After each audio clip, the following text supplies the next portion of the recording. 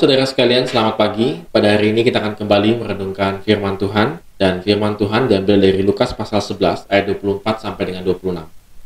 Apabila roh jahat keluar dari manusia, ia pun mengembara ke tempat-tempat yang tandus mencari perhentian.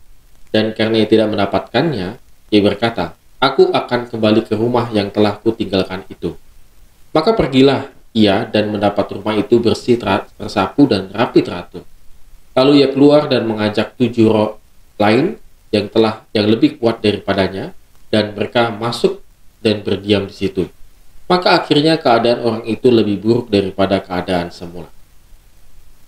Saudara, ungkapan Tuhan Yesus ini, cerita tentang yang diceritakan oleh Tuhan Yesus ini adalah memang menceritakan bagaimana seseorang yang telah diusir roh jahat dari tubuhnya, lalu roh jahat itu kembali lagi. Nah, yang menjadi pertanyaan begini, saudara sekalian. Banyak mungkin kita berpikir bahwa roh jahat masuk ke dalam tubuh kita, dan ketika kita berhasil mengusirnya, maka itu tidak akan pernah masuk lagi. Konsepnya tidak demikian. Tuhan Yesus mengatakan dalam perumpamaan seperti ini, dia mengatakan bahwa memang betul ketika roh jahat itu keluar dari tubuh manusia, artinya memang bisa diusir, roh jahat itu keluar dari tubuh manusia, maka ia mengembara ke tempat-tempat yang tandus mencari perhentian. Hal ini menunjukkan bahwa roh jahat ini memang mengembara, artinya dia mencari satu tempat yang nyaman, yang aman, yang dimana dia bisa, boleh dikatakan, menciptakan keadaan kacau.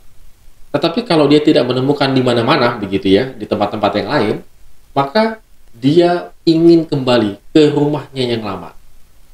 Jadi saudara bisa kebayangkan, Tuhan Yesus mengatakan bahwa kalau tubuh kita ini memang seperti rumah, maka setan itu merindukan rumah kita, maksudnya rumah keadaan tubuh kita yang dahulu begitu.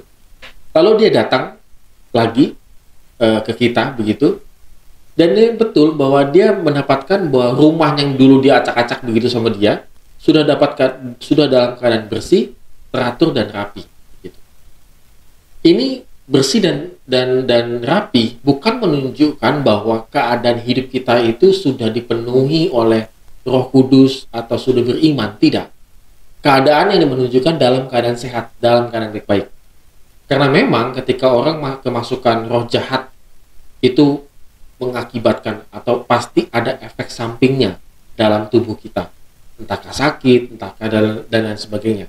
Nah, ketika roh jahat itu keluar, maka tubuhnya dalam keadaan sehat, dalam keadaan baik-baik.